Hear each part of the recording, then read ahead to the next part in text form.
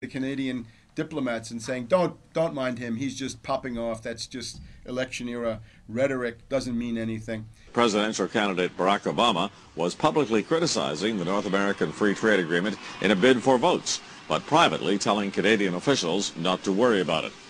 He said that he was going to bring us peace in the Middle East.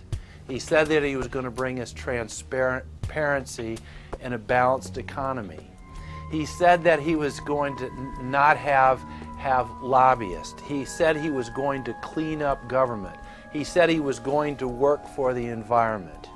And point by point by point, within the first month of his inauguration, he has lied and deceived and cheated the American people. The people of the United States and the world were filled with hope that Obama was the real deal when in his first week in office he signed an executive order supposedly closing Guantanamo Bay and other secret prisons. Then the press actually had a chance to read the executive order and were shocked to find that the executive order only said that Obama was thinking about closing Guantanamo in a year.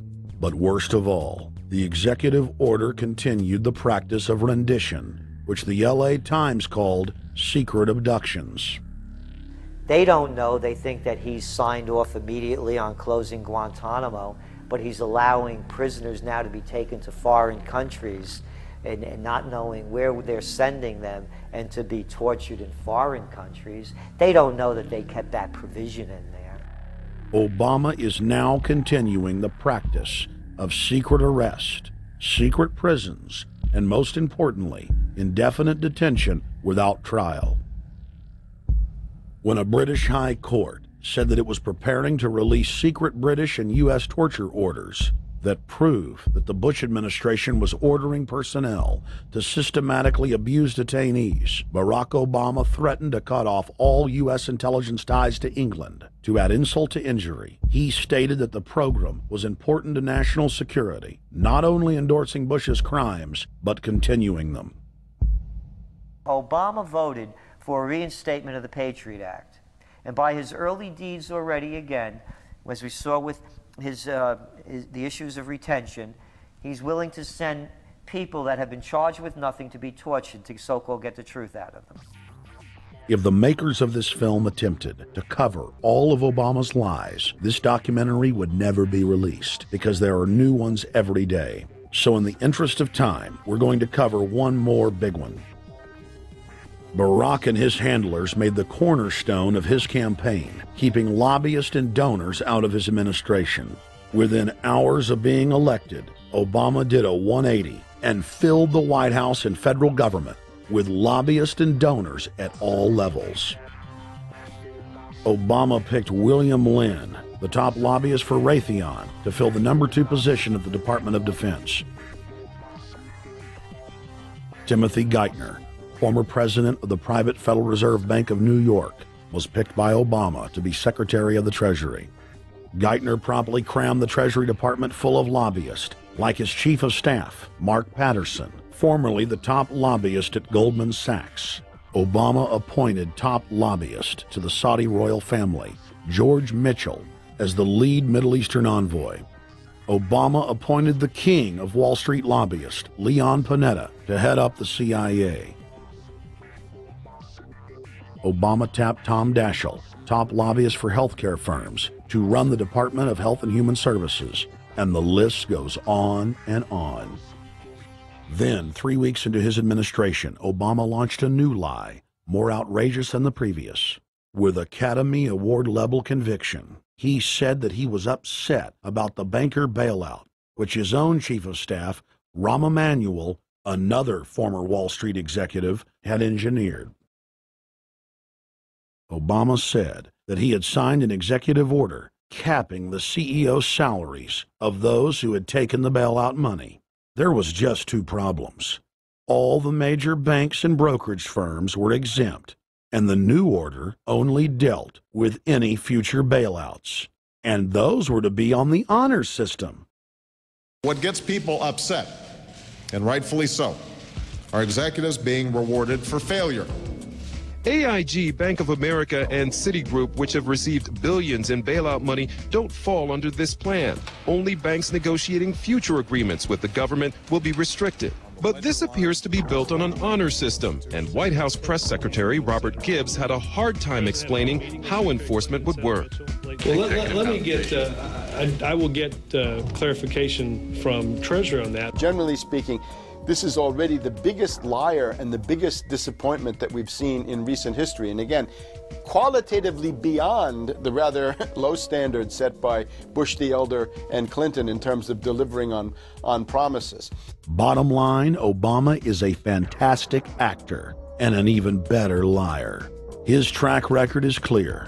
He has done the opposite of everything he told the people he would do. They'll make up one lie after another. And if you believe these people, knock yourself out. I don't believe a word they say. Within 1 month of the passage of the first banker bailout bill, the press reported that over $5 trillion had just disappeared out of the U.S. Treasury. By December, the amount of money that had been stolen had reached $8.5 trillion. The leadership of both political parties circled the wagons and would not discuss where the money had gone. In the Fed! In the Fed! In the Fed! In the Fed! Informed Americans protested the private Federal Reserve System at all 38 of their regional governorship offices. Arrest Bernanke and Paulson! Arrest all the criminals that stole the banker bailout money! It was refreshing to see people standing up against the real power structure, not being distracted by the elite's frontmen like George W. Bush and Barack Obama. We traveled to Dallas, Texas to cover We the People taking on the real enemy. Hey, I want to talk to the workers up there on the parapet. The ones smoking cigarettes that just jumped back. You're with the American people, we know that. But understand, ask the workers inside. You're not in a federal government building. You're in a private Federal Reserve that uses that name as a fraud. That'd be like if my first name was Federal Reserve Jones. I'm still not the federal government. I'm not a federal agency. But if I said my name was Federal Reserve, I could go out and pay off politicians and get them to allow me to get into power so I could issue the currency and credit, and then I could buy up the world. That's what these criminals have done. A lot of people think that the Federal Reserve is already part of the government. They're not. It's controlled by cliques of unelected, unaccountable bankers meeting in secret. Most of these people have never even been through the formality of a Senate hearing or a Senate confirmation. They claim that they're part of the U.S. government. They masquerade as if they were part of the U.S. government. But in reality, this is a purely private operation. Jackals, hyenas, raptors, all of them loyal, not to the American people, but to the Wall Street banks, which is where most of them come from. Everyone is pointing to Barack right now, President Obama, as saying, you got to get the economy together. You got to get the economy together. When in fact, the president has very little to do with the economy. It's the Federal Reserve chairman that at least sets the policy. That's a privately owned company, the Federal Reserve Bank. They set the agenda. These guys are masquerading as a federal institution. They are a private banking consortium, and this is their front, their holding company. The Federal Reserve is not federal. It's a front for a private banking cartel. That's on record in congressional testimony, and they're the ones orchestrating the economic collapse we're seeing right now, so that's why we're here. While at the In the Fed rally outside the Federal Reserve Bank in Dallas, Texas, we spoke with Ron Paul's brother, Wayne Paul.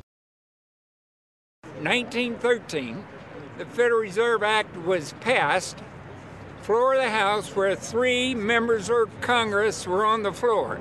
At that time, they only needed a majority of votes to pass it. So in 1913, the Federal Reserve Act was passed. 20 years later, 1933, under Roosevelt, the United States was declared bankrupt. And in 1933, the Federal Reserve Private Bank says, okay, USA, what are you going to pledge as collateral on the debt you owe me?